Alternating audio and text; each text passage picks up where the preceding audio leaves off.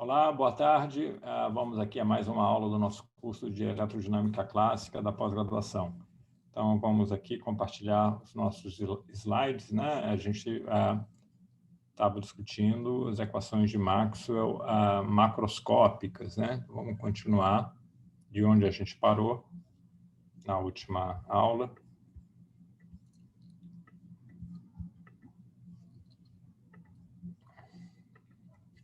Eu espero que vocês estejam vendo aqui os slides. Bom, então essas são as 4 equações de Maxwell macroscópicas, né?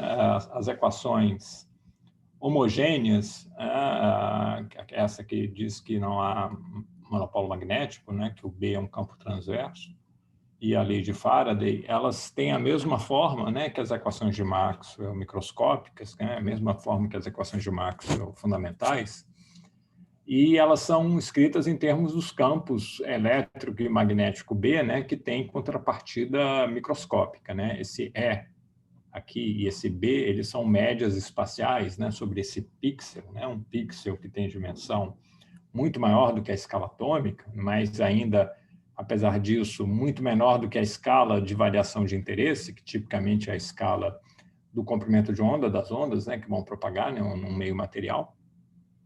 Então, esse Ezão aqui é uma média do campo elétrico microscópico nessa célula, o pixel, né, que tem essa dimensão grande comparado com a escala atômica, né? A mesma coisa o B em relação ao campo magnético microscópico fundamental, né?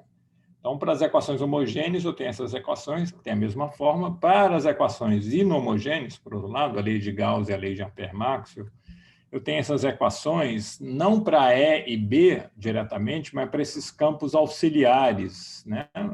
Um deslocamento elétrico, que está definido aqui em termos da polarização macroscópica, né? Que captura o quão polarizado o meio é, né? Tá certo? Quanto de polo por unidade de volume eu tenho na vizinhança de um certo ponto, todos esses, assim como o campo elétrico é uma média espacial também aqui, né, nessa escala pixelada, né, nessa célula, né, de dimensões muito maiores do que a escala microscópica. Então, com essa combinação entre E e P, eu defino esse deslocamento elétrico. A gente viu por que isso aparece, isso por causa da carga de polarização, né, que tem a ver com a divergência da polarização P, da polarização macroscópica P. E aparece também esse campo H, que é dado aqui em termos do campo magnético B e da magnetização macroscópica M, né, que tem a ver com o dipolo magnético, né, por unidade de volume. Aqui aparecem as constantes que a gente já conhecia, a permissividade do vácuo, a permeabilidade do vácuo, né? Então, tem essas equações aqui. As inhomogêneas envolvem D e H, né? E não E e B, né? E as homogêneas envolvem E e B, tá certo? Então, como agora, além dos campos E e B, eu tenho esses dois campos auxiliares, D e H, eu tenho que ter mais informação, o que é normal, né? Porque eu estou discutindo um problema mais complicado, que é o problema da propagação no meio material. Na verdade, as definições de D e H, elas são uma maneira de organizar o formalismo teórico, né? E postergar um pouco a discussão sobre como é a polarização do meio material, né? Que é uma quantidade secundária no sentido de que ela decorre de alguma perturbação que eu faço. Ela não é, então, algo que eu controlo a priori, né? Ela vai ser consequência e não causa, né? Ela é a perturbação, ela é o efeito da perturbação, melhor dizendo, né? Ao invés de ser o elemento que perturba, né? Essa polarização, ela decorre da presença de um campo elétrico no meio material, né? Então, temos que discutir isso um pouco mais a fundo agora, porque a gente precisa resolver essas equações e a gente não consegue resolver essas equações se a gente não souber a relação entre D e E e entre H e B, né? Porque, por exemplo, esse acoplamento mútuo entre E e B aqui se dá entre os campos auxiliares, né? Aqui o termo de corrente de deslocamento de Maxwell agora envolve o deslocamento elétrico. Então, para para eu seguir adiante, eu tenho que entender como é que a polarização e a magnetização estão relacionados aos campos, né? Aos campos elétrico e magnético. Então, antes da gente seguir, né, vamos lembrar que, em geral, essa equação aqui se escreve dessa forma, né? Que é a maneira mais usual, é só passar a magnetização para o outro lado, né? E se escreve, em geral, para o campo B em termos do H e do M, não para o H em termos do B e do M, o que essa é a construção mais natural, tendo em vista a derivação que a gente fez, né? Mas, em geral, se escreve dessa maneira aqui. Ok, então, essa conexão entre esses campos D e H e os campos fundamentais E e B, né, os campos que são médias espaciais dos campos fundamentais, E e B, ela envolve algumas hipóteses, né, sobre o meio material. Não vai ser mais tão geral como eu estou sendo até agora. Eu só consigo seguir em frente se eu conseguir delimitar um pouco mais o meu problema. Quer dizer, a partir de agora, a minha discussão não vai valer em todos os casos, de todos os meios materiais possíveis e imagináveis, em todas as situações possíveis e imagináveis, ela vai ser mais restrita a algumas situações específicas, mas que são situações comuns, apesar, então, da gente estar particularizando, discutindo casos um pouco menos gerais, ainda são situações de grande interesse. Que situações são essas? São situações em que eu tenho meios lineares, né? São essas três hipóteses que eu vou fazer aqui, né? A hipótese de que o meu meio é linear. Eu já vou explicar o que é um meio linear, né? Então, é um meio linear. O meio linear, né, significa que a polarização macroscópica vai ser uma função linear do campo elétrico, tá certo? E a gente vai fazer uma hipótese análoga para a magnetização, né? Vai dizer que a magnetização é uma função linear do campo magnético, né? Então,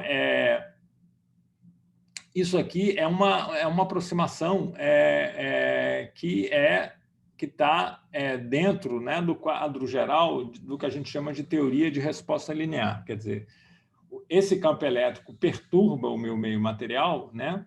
E esse meio material responde, né, criando essa polarização macroscópica. Quer dizer, eu aplico um campo elétrico no meio material, esse meio material se polariza, né? E essa polarização só existe porque tem um campo elétrico ali aplicado, tá certo? E se esse campo elétrico não for muito intenso, né, tipicamente, ele é muito menor do que o campo elétrico microscópico fundamental que aparece na escala atômica, né?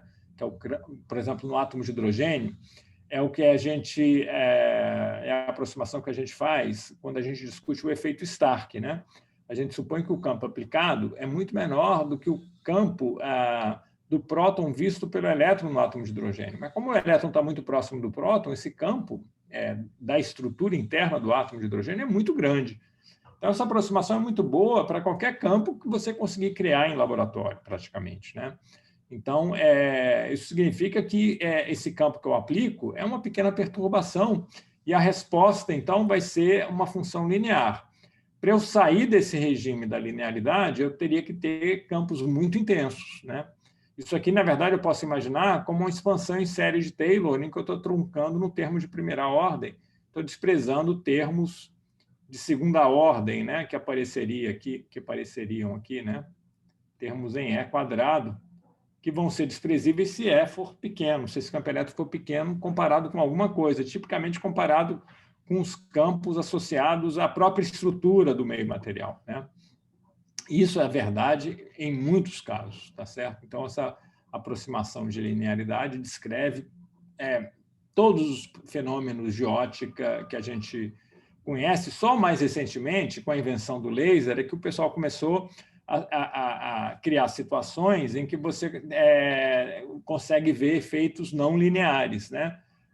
Usando lasers intensos, né? E que são feixes também colimados, o que ajuda a ver efeitos associados a termos seguintes aqui nessa expansão, termo quadrático, termo cúbico, né?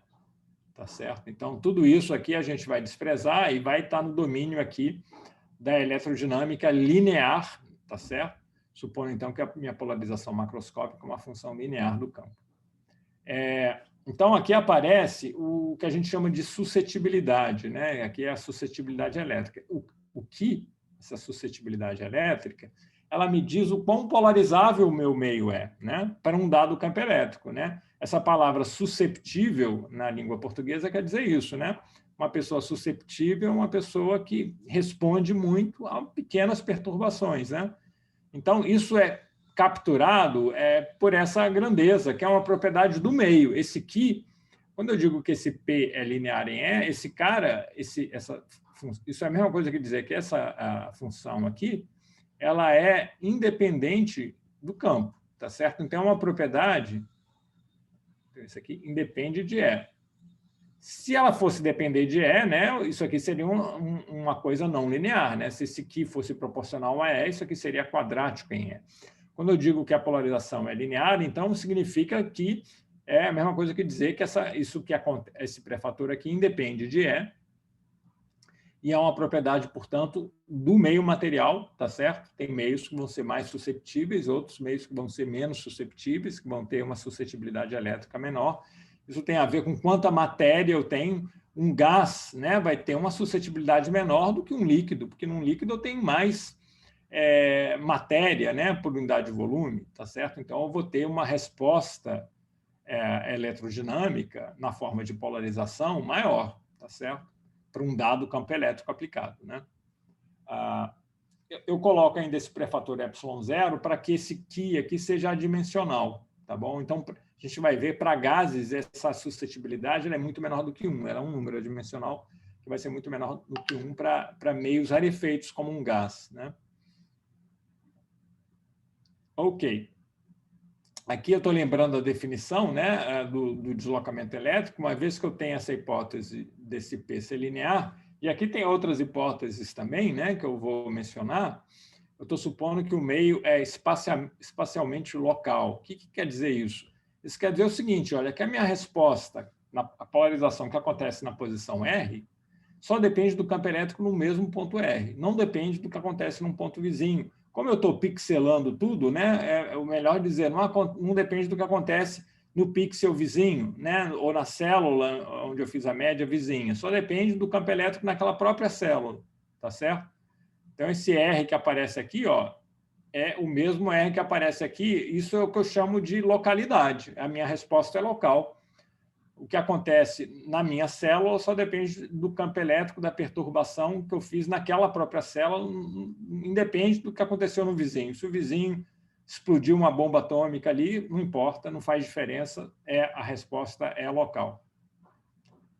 O mesmo R que aparece aqui e aqui. Eu posso ter situações em que aparecem efeitos não locais, tá certo? Isso eu estou desprezando aqui quando eu escrevo isso.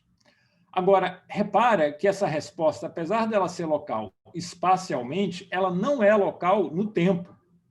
Por isso é que eu escrevi tudo aqui no regime de frequência, né? Eu estou no regime de frequência aqui o tempo todo. Porque eu não quero fazer essa aproximação de ser local no tempo, que seria uma aproximação muito ruim.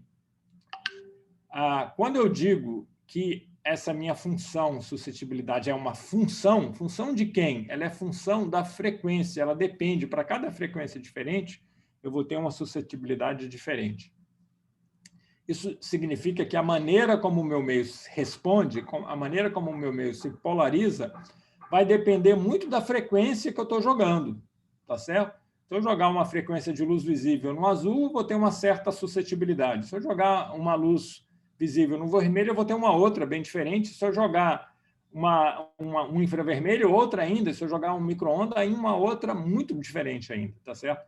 Então, a maneira como eu respondo, como eu reajo, depende muito da frequência. Isso é super importante. Isso está ligado ao chamado efeito de dispersão, que a gente vai discutir aqui, né? E que é super importante até no dia a dia da gente, né? Como a gente vai ver.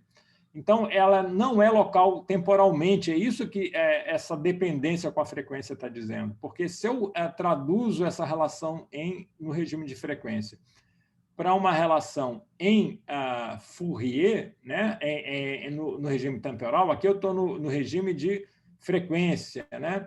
Se eu volto, tomo uma transformada de Fourier inversa para escrever a expressão no regime do tempo, e aqui eu vou colocar um P caligráfico para representar o P no regime temporal, né? Pelo teorema da convolução, que a gente já estudou, a transformada de Fourier inversa de um produto é a convolução, né? Eu vou ter esse ε0 aqui como pré-fator, né? Eu vou ter a convolução entre esses dois, as transformadas de Fourier inversa dessas duas funções, né?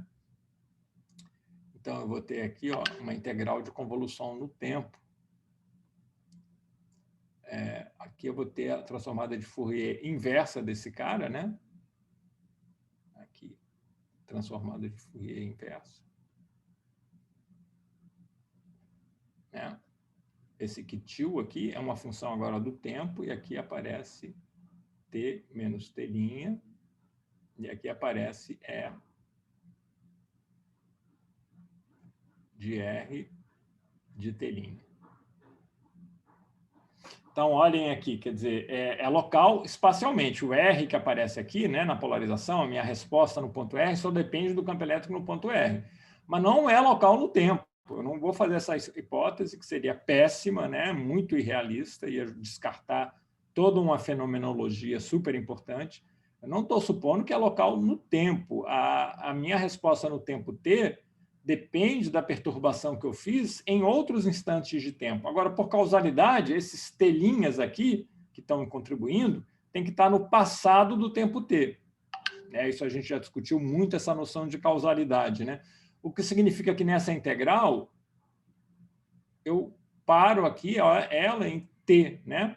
Embora no teorema de convolução a minha integral fosse até infinito, esse quitil aqui ele tem que se anular para argumento negativo. Né? É aquela propriedade de causalidade que a gente já discutiu. Então, isso significa que esse limite superior, que era para ser mais infinito pelo teorema da convolução, eu posso trocar por t, já que esse quitil aqui, a minha função suscetibilidade no tempo, se anula para argumento negativo, quer dizer, para t' maior do que t, ela dá zero, para não violar a causalidade. Quer dizer, na reta temporal, né, o que acontece no tempo t, né, se isso aqui é o tempo, só pode depender da perturbação anterior, no tempo t' anterior a t. O que acontece aqui no tempo t não pode depender do que aconteceu no futuro do tempo t. Né? Isso aqui é proibido. Essa conexão causal, o futuro determinando o passado, não pode ter. Tá certo? Não posso ter essa conexão causal aqui do futuro determinando o passado. Então, o t' tem que ser anterior ao t. É isso que isso aqui está escrevendo. Mas também não é instantâneo, né? Quer dizer, o que acontece no tempo t não depende só da perturbação que eu fiz no próprio tempo t. Depende, sobretudo, do que aconteceu antes do tempo t. Né? Tem um efeito de memória, né? Uma memória finita. A polarização que eu vou ter aqui vai depender das coisas que aconteceram antes desse tempo t. É isso que essa integral de convolução representa. E quando eu escrevo no regime de frequência, é essa expressão aqui pelo teorema da convolução, né? A transformada de Fourier da convolução é um produto, né? Então, no regime de frequência, eu tenho essa expressão escrita dessa forma, mais simples, não envolve uma integral, né? Tá certo? Então, esse que depender da frequência significa que eu tenho uma convolução. Se o que independesse da frequência, eu não teria convolução nenhuma, né? Porque isso aqui ia ser uma constante, um pré-fator, e aí a transformada de Fourier desse cara ia ser diretamente proporcional à transformada de Fourier desse outro. Né? Então, o P de t ia ser proporcional ao E do próprio t, né? Se esse cara aqui não dependesse da frequência. Vocês estão vendo, então, a conexão que tem entre tempo de resposta finita, né? Que é caracterizada aqui pela convolução, e a dependência com a frequência da suscetibilidade, que é o que a gente chama de dispersão. Tá bom? A dispersão tem a ver, então, com a não localidade temporal, tá certo? O fato desse cara depender da frequência significa que a resposta é não local no tempo. Tem uma terceira e última hipótese aqui que a gente fez, que é a hipótese de que o meio é isotrópico, né? Isso não vale, por exemplo, para um cristal, tá? Então, essa equação do jeito que eu escrevi aqui não vale para um cristal, para uma estrutura cristalina. A maneira como o cristal responde, esse Q, depende da direção do E. Então, esse Q para um cristal não pode ser um escalar, ele tem que ser um tensor de segunda ordem para um cristal, que a gente não vai discutir aqui, tá certo? Então, aqui o que eu estou dizendo é que, independente da direção do meu campo elétrico aplicado, eu reajo, eu respondo do mesmo jeito. É a propriedade de isotropia que o cristal não tem, mas que, por exemplo, meios sólidos amorfos têm, como o vidro, por exemplo, e líquidos têm, em geral, né? Água, né? Líquida, né? A grande maioria dos líquidos tem essa propriedade de isotropia, e muitos sólidos têm também, e gases, claro, gás não tem nenhuma ordem espacial, né? Então eles também vão ter uma resposta isotrópica. Então tem muitos casos que caem aqui dentro dessa terceira hipótese de isotropia, né? Então essa é a hipótese, na verdade, menos importante para seguir o cálculo. Na verdade, se o meio for um cristal, que é anisotrópico, a única coisa que eu tenho que fazer é trocar essa suscetibilidade escalar por um tensor, mas não muda tanto assim, né, o formalismo. O que é mais fundamental é isso aqui, né, a linearidade e a localidade espacial, tá bom? Ok.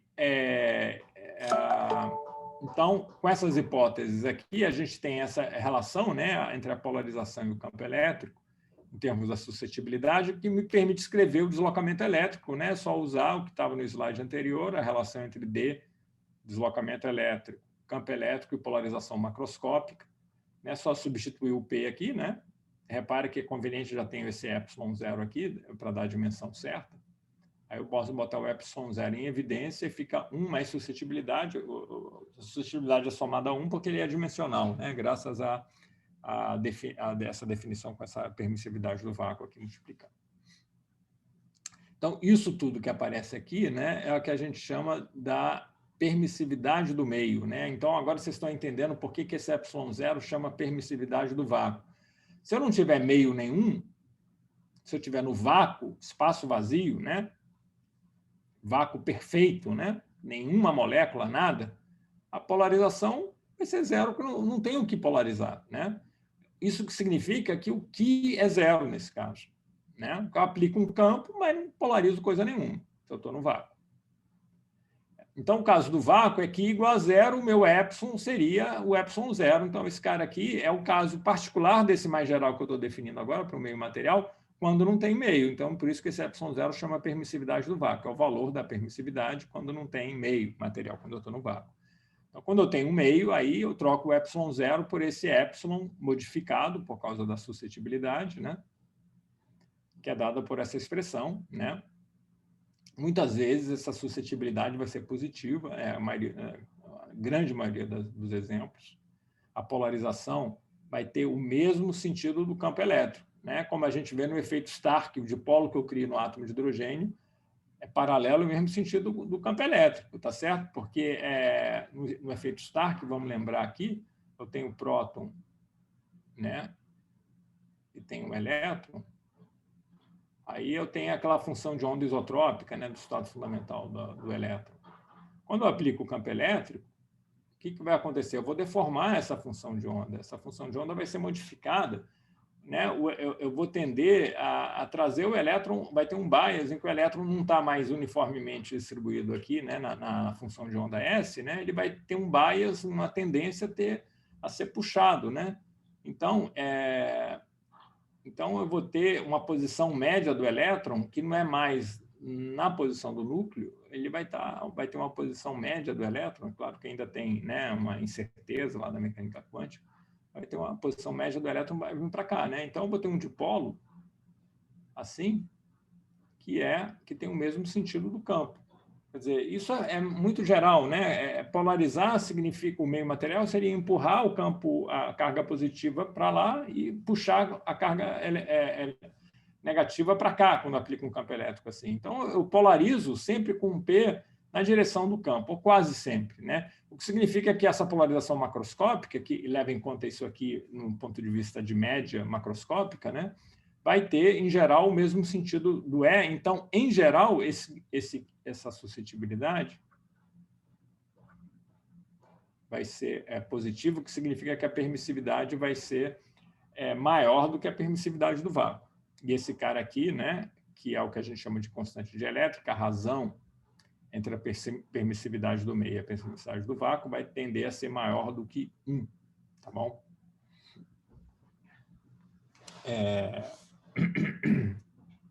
Em muitos exemplos, na maioria dos exemplos, né? Então, aqui eu estou só escrevendo essa equação, então, aqui para o D, em termos do E, de uma forma compacta. Repara que isso aqui é o que eu estava precisando para resolver as equações de Maxwell macroscópicas, né? O que eu estava buscando era isso, né? Uma relação entre esses campos auxiliares e os campos fundamentais, os campos mais fundamentais, E e B, né? Então, está aqui a relação entre o D e o E, que eu obtenho a partir dessas hipóteses aqui, para o meu meio, tá bom? Tem uma outra hipótese que talvez eu deveria mencionar, eu tenho que supor que o meu meio é não quiral. Se o meio for quiral, o meu D vai depender também do campo magnético, tá bom? Se, por exemplo, uma solução de água com açúcar, né? Isso também não está mais contemplado aqui quando eu escrevo essa equação. Então, aqui eu estou supondo um meio que tem essa simetria de inversão espacial, quer dizer, um meio não quiral. Não vale, por exemplo, para uma solução de água com açúcar, mas vale para uma solução de água com sal, por exemplo, né? que tem essa simetria de inversão espacial. Ok, vamos seguir em frente. A mesma coisa, então, a gente pode fazer para a magnetização, né? Então, de novo, fazendo essas mesmas hipóteses, né, de um meio linear, local, né? Vou supor aqui que a magnetização na posição R depende do campo magnético só na posição R, né? E isotrópico, né? Senão eu teria que trocar essa suscetibilidade escalar por um tensor. Né? Eu escrevo essa relação dessa forma. Aqui tem uma coisa curiosa, né? Tradicionalmente se escreve a magnetização em termos do campo auxiliar H e não do campo fundamental B. Né? Então, isso é uma tradição, como eu falei para vocês, o H meio que usurpou, né, o status, a posição que o B deveria ter, né? Mas isso é uma coisa um pouco arbitrária, uma questão de escolha, né? E essa é a escolha que ficou padrão, né? Mas repara que depois a gente vai ver, eu poderia ter uma relação também entre o M e o B, como a gente vai discutir então aqui nesse slide. Então, esse cara aqui é o análogo daquela suscetibilidade elétrica, só que agora é uma suscetibilidade magnética. Ele vai me dizer o quanto o meio se magnetiza quando eu coloco um campo magnético, né? Então, eu aplico um campo magnético, eu vou induzir um momento de polo magnético, né? Por exemplo, porque os spins, né, dos elétrons no meio material vão tender a se alinhar, né, com esse campo magnético aplicado. Essa é uma possibilidade, né? Aí eu tenderia a ter um Ki positivo, né? Que é o que a gente chama de um meio paramagnético. Mas eu posso ter, é muito comum ter situações em que, ao contrário, em que a magnetização tem sentido oposto ao do campo magnético, né? Então, uma outra coisa é que muitas vezes, muitos meios, muitos exemplos desses que eu mencionei, são meios em que eu não tenho esse efeito magnético, em que essa magnetização não acontece, né? Em que a suscetibilidade é zero. Por exemplo, todos esses meios dielétricos que eu mencionei, né? A água líquida, vidro, né? Eles não têm essa resposta magnética, né? Só tem resposta elétrica. Mas existem outros meios, né, em geral meios metálicos, que têm uma resposta magnética, e eu posso tentar descrever por essa tipo de equação aqui, que a gente chama de equação constitutiva, né, em termos dessa suscetibilidade magnética linear. Bom, quando eu escrevo M assim, né, e substituo nessa expressão, eu tenho essa expressão para o B. Repare que ao escrever o B aqui assim, eu posso também escrever, né, o M em termos do próprio B, né, porque o H eu posso passar isso aqui para o outro lado, né, eu poderia ter uma nova definição de suscetibilidade, que seria essa aqui dividido por essa denominadora aqui, né, tá certo? Mas por convenção se define a suscetibilidade magnética dessa forma, né, relacionando a magnetização com o campo auxiliar H, ao invés de relacioná-lo com o campo B. Né? Então, como eu tinha feito antes, né, aqui a gente aqui é parecido, então vou andar um pouco mais rápido, é o análogo do que a gente tinha feito lá para polarização macroscópica, aqui para mecanitização. Então, eu tenho essa relação também entre o B e o H, que define o que a gente chama de permeabilidade, né? O μ de ômega, né? Que é essa coisa toda aqui, em termos da suscetibilidade magnética. Novamente, né? Se eu tenho vácuo, eu não tenho nenhum meio material para magnetizar, né? Então, esse aqui, M, seria zero, e, portanto, o μ0 é o caso particular da permeabilidade do meio quando não tem meio. Então, é o que a gente chama de permeabilidade do vácuo. O quanto a permeabilidade é modificada em relação à permeabilidade do vácuo é justamente 1 mais essa suscetibilidade magnética, né? Ok. Então, isso aqui a gente pode andar um pouco mais rápido, porque é parecido com outro caso. Então, aqui, no slide anterior, eu tinha a relação entre o deslocamento elétrico e o campo elétrico. Aqui eu tenho a relação entre o B e o H, né? Então, eu posso escrever no espírito do que a gente estava discutindo, né? Mas eu posso escrever assim, né? O que seria talvez mais lógico, né? Ou mais de acordo com a nossa discussão, dizer que esse campo auxiliar H, né? Ele, então, pode ser relacionado com o campo fundamental B, em termos dessa a permeabilidade magnética do meio. Na verdade, aqui aparece, então, o 1 sobre ela, né? 1 sobre μ de ômega. Então, com isso, agora, né? E, de novo, aqui eu estou supondo que eu tenho um meio não chiral. Se eu tivesse um meio chiral, o H ia depender também do campo elétrico, né? Ia ter uma contribuição do campo elétrico aqui para dar esse campo H, esse campo auxiliar H, se eu tivesse um meio chiral. Suponho aqui, então, que eu tenho um meio não chiral, né? Que tem simetria de inversão espacial.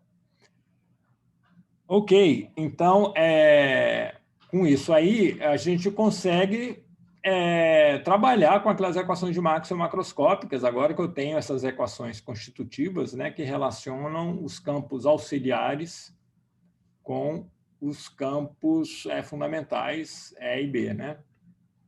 Vamos lembrar, né, eu tenho essa equação constitutiva aqui, que relaciona... Vamos voltar aqui. Não está querendo voltar.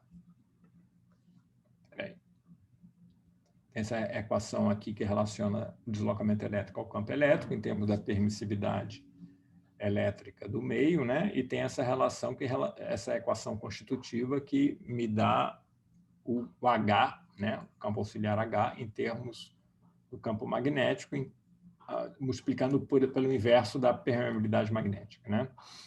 Bom, então, com isso, a gente pode agora pegar essas equações de Maxwell e tirar e resolvê-las, né? Pelo menos em algumas situações simples. A situação simples que eu vou discutir bom, além daquelas hipóteses que a gente fez, né, de ser um meio linear, local, espacialmente, mas não temporalmente, isotrópico e não quiral, né? A gente vai supor também que ele é um meio sem cargas livres, né? Que é um meio dielétrico, portanto, né? Então, aqui eu vou excluir os metais, né? Eu vou dizer que eu não tenho corrente, que eu não tenho densidade de carga, mas aqui repare que eu estou falando só densidade de carga, excluindo, por exemplo, a densidade de carga de polarização. Essa tá dentro, né? Ela está embutida na definição do meu deslocamento elétrico, né? Que é definido em termos da polarização macroscópica. Quando eu digo que a densidade de carga é zero, eu estou falando aqui só da densidade de carga livre, de elétrons livres. Eu estou dizendo que não tem elétrons livres, tá certo? Que toda a minha carga vai ser uma carga localizada, né? Cada elétron no seu cantinho, em torno do seu átomo, não tem elétrons livres, tá certo? E, portanto, se não tem elétrons livres, não tem condução, né? Não tem transporte, né, de corrente. Então, a densidade de corrente é nula também. Então, a palavra-chave aqui é essa aqui, né? Dielétrico, um material isolante, né? E, portanto, se ele é um material isolante, essa é a palavra-chave aqui agora, né? Além dessas outras que a gente já tinha mencionado, eu tenho essa condição aqui de ρ e J, que são os termos de fonte, né? da lei de Gauss macroscópica e da equação de Ampère-Maxwell, eles são ambos nulos, né? Então, aqui, ó, nessa equação da lei de Gauss, eu teria aqui a densidade de carga livre, mas ela é zero, porque eu estou supondo um meio de elétron, né? Isso quer dizer, então, que o D é um campo transverso. Mas como o D é εE, né? Se eu substituir εE aqui dentro, e esse epsilon, o meio, além disso, ele é homogêneo também. Esse epsilon aqui não depende da posição, né? Então, esse epsilon sai para fora da derivada espacial. Aí eu fico só com a divergência do campo elétrico. E epsilon vezes a divergência do campo elétrico tem que ser zero, que implica que a divergência do próprio campo elétrico tem que ser zero. Tá bom? Ok. O que mais a gente pode dizer? Lei de Faraday, né? Essa lei de Faraday aqui Hot de E igual a menos dB dt, né?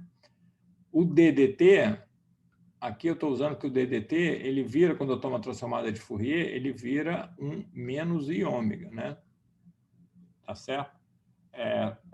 Como a gente já discutiu, o operador diferencial vira um operador multiplicação quando eu tomo a transformada de Fourier, né?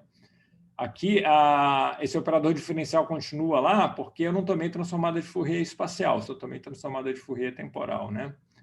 Então, aqui, que essa derivada temporal é que virou um operador de multiplicação aqui, né? E o B, aquela equação constitutiva, é a permeabilidade vezes H, né? Por outro lado, né, então essa aqui é a lei de Faraday. Por outro lado, a lei de Ampère-Maxwell, que é essa que está escrita aqui, me diz que o Hot de H é a densidade de carga livre, que é zero, mais a derivada temporal do D. Mas quando eu tomo a transformada de Fourier, essa derivada temporal vira um menos I ômega. Então, está aqui. Então, no regime de frequência, eu tenho esse tipo de relação. Repara que é muito importante eu estar trabalhando no regime de frequência, senão eu não consigo fazer nada. Porque no regime temporal eu tenho convoluções, né, que são complicadas de você manipular, né? A menos que eu faça a hipótese de que não haja dispersão, o que seria uma simplificação muito grosseira, né? Então, eu estou no regime de frequência. Todo mundo aqui é função da frequência, tá certo? O meu D, então, naquela equação constitutiva que a gente tinha visto, esse D aqui é igual a epsilon vezes E, a permissividade elétrica, vezes o campo elétrico, né? E só substituir essa equação constitutiva aqui, né? Então, repara que agora eu tenho essas duas equações, ó. Esquece essa parte aqui do meio. Para E e H, são duas equações acopladas. É aquele jogo de indução mútua, né? O H variando no tempo, é esse termo aqui, né? Na transformada de Fourier, a variação temporal, a derivada temporal virou multiplicação por I ômega, né? O H variando no tempo induz um E, e o E variando no tempo induz um H. Na hora que eu substituo as equações constitutivas, né, para B e D, eu tenho essas equações acopladas para E e H, que captura esse jogo de indução mútua. E a gente sabe que esse jogo de indução mútua, né, da lei de Faraday e da lei de Ampère-Maxwell, devido ao termo de deslocamento de Maxwell, esse termo aqui, né, esse termo que está escrito aqui, eu tenho a propagação de onda eletromagnética. A onda eletromagnética vem do E criar um B, o B, aqui no caso um H, né, o E variar no tempo criar um H, o H variar no tempo criar um E. Isso aqui eu estou discutindo agora num meio material, né? Quando a gente fala isso, tem muitas coisas ali acontecendo por trás da cena, né? Atrás, né, a gente vê só a coisa final, mas quando a gente fala em H, tem uma magnetização envolvida, quando a gente fala em D, tem uma polarização envolvida, tudo isso está sendo levado em conta de uma forma implícita, né? Quando a gente faz esse formalismo aqui e quando a gente escreve essas equações constitutivas, né? Tá certo? A descrição microscópica a gente viu lá 2 aulas atrás, naquela teoria de Evoldocin, né? Quando a gente discutiu o que acontece no nível microscópico, né? Os dipolos induzidos, os campos reirradiados pelos dipolos, e aí eu integro esses campos todos e vejo o resultado final, né? Bom, então, agora, com essas equações acopladas aqui, eu posso resolver, como eu tinha feito lá no início do curso, né, para a propagação no vácuo, né, para as equações de Maxwell microscópicas, né, eu posso fazer o mesmo truque que eu tinha feito lá, que é, por exemplo, pegar essa equação de cima, a lei de Faraday, e tomar o rotacional de ambos os lados. É isso que eu estou fazendo aqui. Eu pego essa equação, né, aqui e tomo o rotacional de ambos os lados. Eu vou ter o hot do hot, e aqui eu tenho I ômega, mi de ômega, hot de H. Mas o hot de H, aí eu uso essa equação aqui, né, para dizer que o hot de H, que aparece aqui, né, quando eu tomo rotacional, é menos I ômega epsilon. I com menos I deu mais. E ficou ômega vezes ômega, que é ômega 2, e o produto do mi pelo epsilon, né? Então, eu acabei ficando com essa combinação aqui, com esse produto desses fatores que estavam aqui pelos fatores que estavam aqui. Ao combinar, né, eu estou combinando essas duas equações, né, porque eu tenho o hot aqui do lado esquerdo e aqui aparece o hot do H, que está dado aqui, né, é o termo de deslocamento de Maxwell, né. Bom, o hot do hot, como o dívido é zero, eu posso dizer que é menos o laplaciano, tá? É um resultadozinho, né? Isso é o grade do div.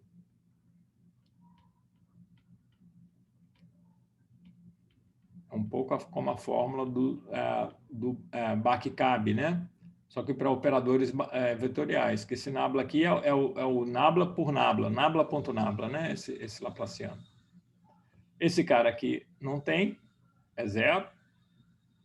Aí eu fico com menos o laplaciano. Então, esse menos o laplaciano, eu vou passar para o outro lado da equação, vou ficar aqui com o laplaciano mais esse pré-fator aqui, vezes E igual a zero. Então, isso aqui é a chamada equação de Helmholtz. E é o análogo da equação de onda quando eu estou no regime de frequência. Só que aqui, aí que tem um ponto-chave, né? Eu não poderia escrever uma equação de onda, realmente, no regime temporal, por causa da dispersão. O fato de eu ter essa dependência aqui com a frequência me impede de tomar a transformada de Fourier inversa disso e escrever uma equação de onda para o campo elétrico no meio material dispersivo, por causa da dependência em frequência que aparece aqui no epsilon e no mi. No mi é menos importante para meios elétricos, em geral o mi é igual ao mi zero, né, para meios elétricos, mas esse cara aqui é muito importante e ele tem uma dependência com a frequência. Isso quer dizer que a equação de onda propriamente dita ela não é satisfeita para meios materiais, tá certo? Exceto numa situação esdrúxula em que não tiver dispersão, mas isso não vai acontecer, né? Tá bom? Não, na prática, eu sempre tenho dispersão e tem uma razão fundamental para existir dispersão, que está ligada à causalidade, como a gente vai discutir um pouco mais à frente no curso. Então, como tem dispersão, em vez de escrever a equação de onda no regime temporal, né, eu tenho que me dar satisfeito aqui de escrever a equação de Helmholtz, em que tem esse cara aqui, ó, que tem uma dependência com a frequência. Se esse cara fosse uma constante, esse ômega 2, ao tomar a transformada de Fourier, né, ia virar, ó, ômega 2 é menos a derivada segunda temporal, né? Eu ia ter a equação de onda, Laplaciano menos uma constante vezes a derivada segunda temporal de E igual a zero, que é a equação de onda que a gente viu no início lá, que vale no vácuo. No vácuo, tudo bem, né? No vácuo não tem dispersão. É, na verdade, o único meio que não tem dispersão é o vácuo. Se eu estiver no vácuo, esse epsilon eu troco por epsilon zero, esse mi eu troco por mi zero, permeabilidade do vácuo, permissividade elétrica do vácuo. Esses caras são constantes. Aí a tomar a transformada de Fourier inversa é trivial, ele é constante, não vai ter convolução nenhuma, e o ômega 2 vai virar menos a derivada temporal, menos a derivada segunda temporal, né? Aí, no vácuo, eu tenho a equação de onda e com a velocidade que eu já conhecia, né? Com velocidade c igual a 1 sobre raiz de epsilon zero mi zero, que são esses fatores que aparecem aqui, né? Tá certo? Isso é 1 sobre C2, né? Esse cara aqui, quando eu substituo por epsilon zero e mi zero. Mas quando eu estou no meio material, eu já não posso fazer isso, porque esse cara depende da frequência e essa inversão não funciona desse jeito, né? Teria uma convolução aqui. Ok, então eu fico aqui trabalhando no regime de frequência mesmo, que é o mais conveniente. Então, vamos em frente aqui. Então, vamos explorar uma solução dessa equação, né, de Helmholtz, equação de Helmholtz, né, para esse meio com todas essas hipóteses, e aqui eu nem listei todas, né, ainda tem outras hipóteses, de que o meio tem simetria de inversão espacial, né, de que o meio é homogêneo, também eu não mencionei aqui, mas além dessas três que eu estou mencionando aqui, tem essas outras duas, né? Então, isso exclui, por exemplo, uma solução de água com açúcar, porque essa solução é quiral, né? Se eu botar um açúcar feito da cana de açúcar, né? Um açúcar biológico, né? Ele vai ser quiral. Então, está aqui a equação de Helmholtz. Uma solução é uma solução tipo onda plana, né? Em que eu tenho essa dependência espacial. Isso quer dizer que eu tenho um plano, que é o plano perpendicular a K, onde essa fase é constante. São o conjunto de pontos onde K escalar R é constante, né? Se eu tenho um certo K no espaço, por que eu chamo isso de onda plana, né? Vale a pena a gente elaborar um pouquinho para justificar esse nome. Eu tenho um vetor K, tem um certo vetor K assim, né? E agora, qual é o conjunto dos pontos em que K escalar R é fixo, né? Então, aqui seria o meu K, né? O meu vetor de onda K. Isso aqui define uma periodicidade espacial, né? Com um período espacial 2π sobre o módulo de K, né? que é o comprimento de onda. Mas deixa eu discutir um pouco aqui por que isso é uma onda plana, né? Isso é porque em todo um plano aqui, ó, o conjunto de pontos em que K escalar R é fixo define um plano perpendicular a K. Todos esses pontos aqui, por exemplo, que eu estou desenhando, são perpendiculares a K. É um caso específico, né, que K escalar R é zero, tá bom? Isso aqui é o conjunto de pontos, é um plano, né? Conjunto de pontos em que dos pontos perpendiculares a esse vetor K. Se eu desenhar um outro plano aqui paralelo a esse, ó, o que eu vou estar fazendo? Eu pego esse valor aqui, né, e acrescento, né, um certo valor ao longo desse eixo do K. Então, isso quer dizer que aqui, né, esse novo R aqui, eu tenho um outro valor de K escalar R. Entretanto, todos esses pontos aqui vão ter o mesmo valor de K escalar R, tá certo? Porque esse outro ponto aqui, comparado com esse, a diferença entre eles é um vetor, né, que é perpendicular a K. Né? Para sair desse ponto e chegar nesse, eu acrescento um vetor perpendicular a K, portanto, eu não mudo o valor de K escalar R. Quer dizer, o conjunto de pontos, o lugar geométrico dos pontos com valor fixo de K escalar R é sempre um plano perpendicular a K, e para cada plano paralelo transladado que eu tiver, eu vou ter uma fase diferente, portanto, porque eu vou ter um valor de K escalar R diferente. Então, esses são os planos de fase constante, são as superfícies de fase constante, são planos, né? Quando eu procuro uma solução dessa forma aqui. Para isso aqui tá ok com as equações de Maxwell, lembra que o div do E tem que ser zero, né? Quando eu tomo a divergência desse campo elétrico, eu tenho vou ter IK, né? O div de E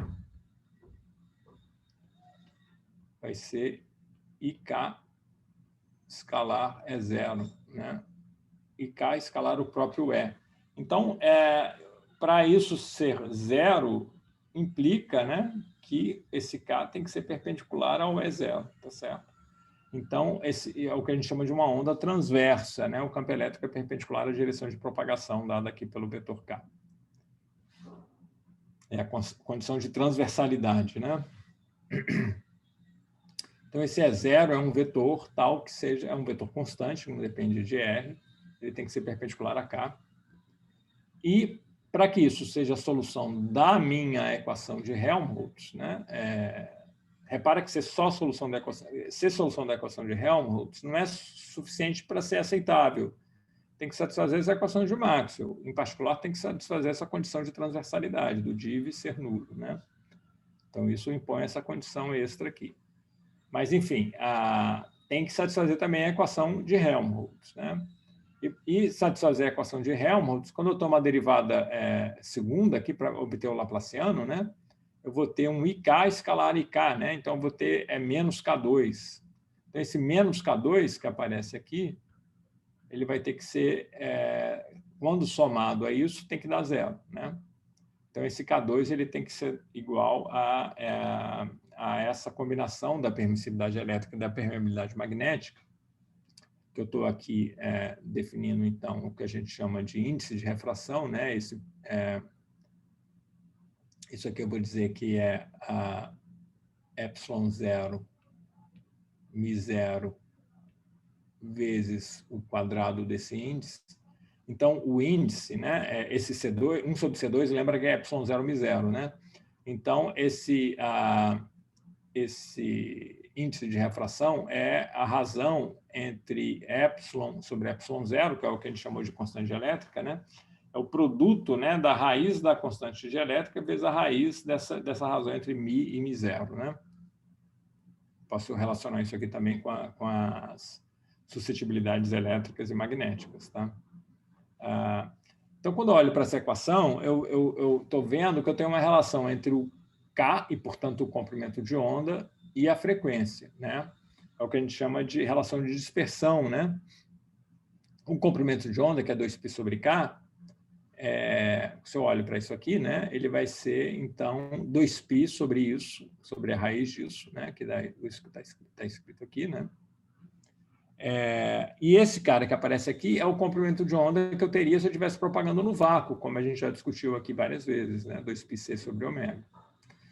Então, quando eu propago no meio material, a moral da história é que quando eu estou no vácuo, né, com esse comprimento de onda do vácuo, a frequência é ômega, e entro no meio material, a frequência não vai mudar, mas o comprimento de onda vai mudar pela divisão pelo índice de refração, tá certo? Isso é a mesma coisa de dizer, né, e isso fica claro daqui também dessa relação, né, que eu estou trocando a minha velocidade dessa propagação dessa fase, que a gente chama de velocidade de fase, de C para C sobre N, onde N é o índice de refração, tá certo? Então, essa velocidade de fase, né,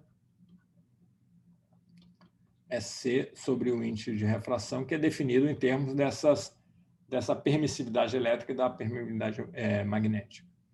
E a gente vai ver que a dispersão é importante, né, e vai fazer com que componentes de frequências diferentes propaguem com velocidades de fase diferentes, né? Mas eu acho que a aula já está muito longa aqui, eu vou parar por aqui e a gente vai explorar consequências disso, tudo que a gente está discutindo nessa aula de hoje, na nossa próxima aula. Então, boa tarde para vocês aí e nos vemos amanhã.